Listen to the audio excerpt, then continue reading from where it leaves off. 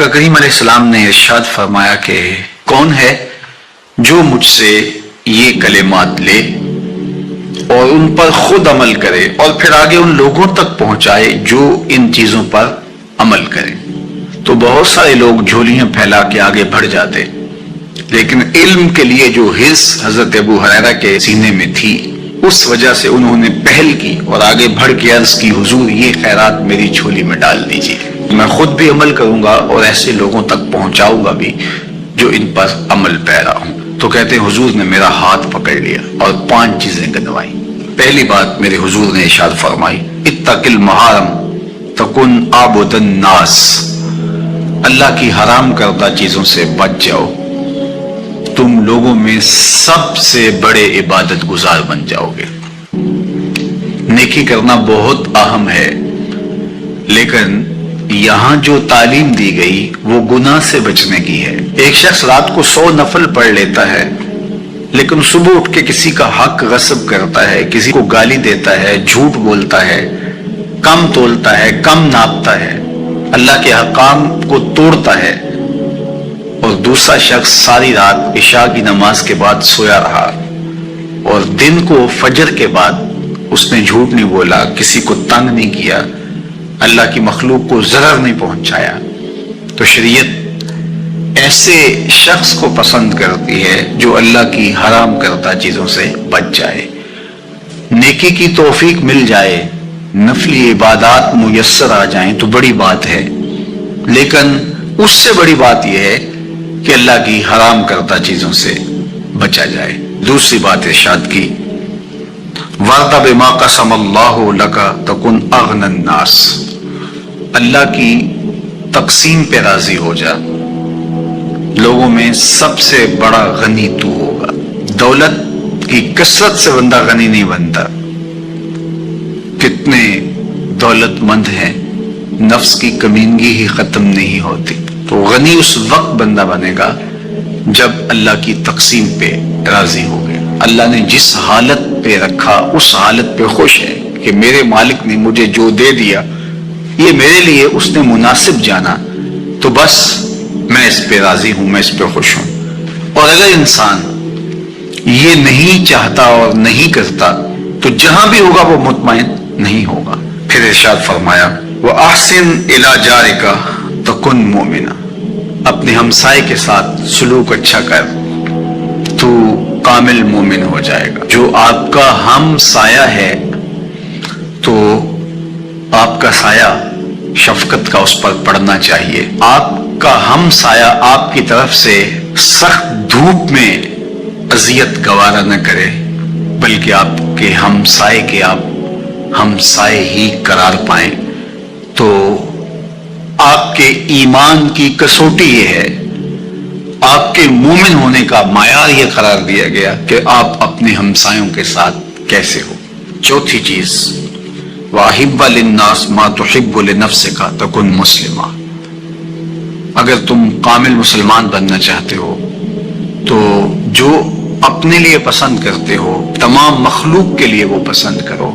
اب کوئی شخص یہ مزاج اپنی طبع میں راسخ کر لے تو معاشرے کے اندر شر، فساد، بدامنی، کسی کے حقوق کو غصب کرنا، کسی سے زیادتی کرنا، کسی کا برا چاہنا، سب کچھ ختم ہو جائے گا اور یہ معاشرہ جنت نظیر بن جائے گا. کہ جو ہم اپنے لیے پسند کرتے ہیں وہ ہم اپنے دوست کے لیے، بھائی کے لیے، ہمسائے کے لیے، عزیز کے لیے، رشتہ دار کے لیے پسند کریں. اور 5ویں بات وَلَا تُكْثِرِ الضِّحْكَ فَإِنَّ كَثْرَةَ الضِّحْكِ تُمِيتُ الْقَلْبَ، ابو ہریرہ زیادہ ہنسا نہ کرو، زیادہ ہنسنے سے دل مر جاتا ہے. مسکرانا تو سنت ہے، مسکرانا حضور کی عادت تھی. جس کی تسکین سے روتے ہوئے ہنس پڑے اس تبسم کی عادت پہ لاکھوں سلام. مسکرانے کے بعد اگلا مرحلہ دہک کا آتا ہے، لیکن دہک کبھی کبھی حضور سے صادر ہوا اور کہا یہ حضور علیہ السلام سے صادر نہیں ہوا، تو کہے سے منع کر دیا گیا. دہک کبھی کبھی ہو اور تبسم آپ کی زندگی میں شامل ہو. اللہ اس حدیث پاک کا نور ہماری روح میں اتار دے اور ہمارے باطن میں چراغ کرے. ٹھنڈا پانی ہے، میٹھا پانی ہے، کہا ہم نے روزہ رکھا ہے، اللہ دیکھ رہا ہے. ماہ سیام میں ہم پانی نہیں لیتے، اس لیے ہمیں یہ یقین ہوتا ہے تنہائی میں بھی اللہ دیکھ رہا ہے. یار جو اللہ رمضان میں دیکھتا ہے وہ غیر رمضان میں بھی دیکھتا ہے. پانی پینے لگو تو دیکھتا ہے، رشوت لینے لگو تو تب بھی دیکھتا ہے، آنکھ بھٹکے تو تب بھی دیکھتا ہے، خیال بہتے تو تب بھی دیکھتا ہے، سوچوں میں آوارگی آئے تو تب بھی دیکھتا ہے. یہ یقین تمہارے ساتھ اگر جڑ جائے کہ تمہارا رب تمہیں دیکھ رہا ہے تو پھر گناہ کرنا مشکل کیا ناممکن ہو جائے گا. ان اللہ خبیر بما تعملون، اور جو تم کرتے ہو تمہارا رب اس سے باخبر ہے. مت سمجھنا کہ وہ دیکھ نہیں رہا، تم کو چھٹی دے رکھی ہے تو اس کا یہ مطلب نہیں ہے کہ تم اس کی پہنچ سے باہر ہو یا اس کی نگاہوں میں نہیں ہو.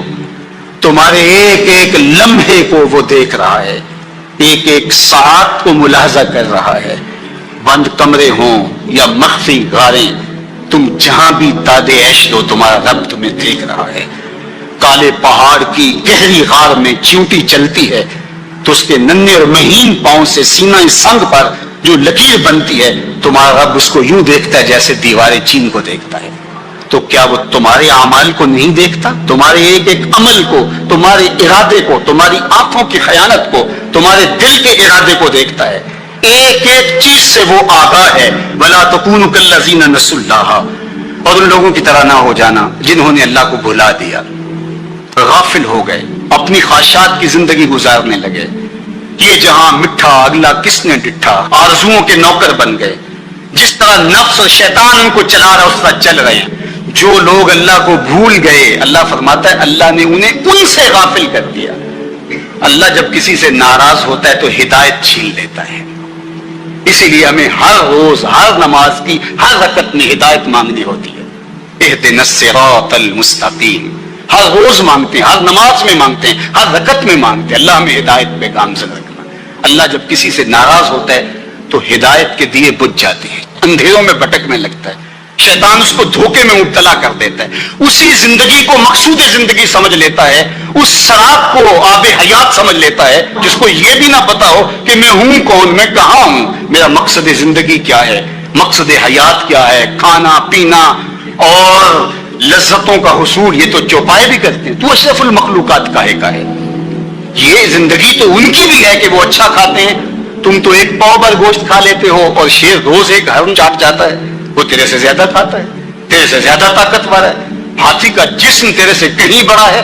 پرندے ہواؤں میں اڑتے ہیں، مچھلی پانی کی تہوں میں اتر جاتی ہیں. عقاب کی نظروں اور بلندی پرواز کی دیکھنے والی ہوتی ہے. پرگس کہاں سے کہاں تک سونگ لیتی ہے، ان کی قوت شامہ تیرے سے بڑی ہے. لیکن اس کے باوجود بھی افضل تو، اشرف بھی تو، اور اللہ نے اپنی نیابت کا تاج تیرے سر پہ رکھا ہے. تو تو مقصود ہے، تو تو مسجود الملائک ہے. فرشتوں کی پیشانی تیرے حضور جھکی ہے. تو اپنے آپ سے آشنا ہی نہیں ہے، تجھے پتہ ہی نہیں کہ تو کون ہے. تو خدا کو بھول کے سمجھا کہ میری زندگی آزاد ہو گئی، اب میں جو چاہوں کروں. میں خدا کا بھی انکار کر دیا، بلا دیا اس کو. کچھ اعمال ایسے ہیں کہ ان کا سلسلہ ختم ہی نہیں ہوتا. ان میں سے ایک صدقہ جاریہ ہے، اور ایک حدیث میں اس صدقہ جاریہ کی تفصیل موجود ہے. جیسے کسی نے مسجد بنائی، کسی نے نہر کھدوائی، کسی نے کنواں کھدوا دیا، کسی نے قرآن مجید کو لوگوں تک پہنچا دیا، علم کی نشر و توبیع کی. تو یہ وہ اعمال ہیں جو صدقہ جاریہ کی صورت میں ہیں اور یہ ختم نہیں ہو.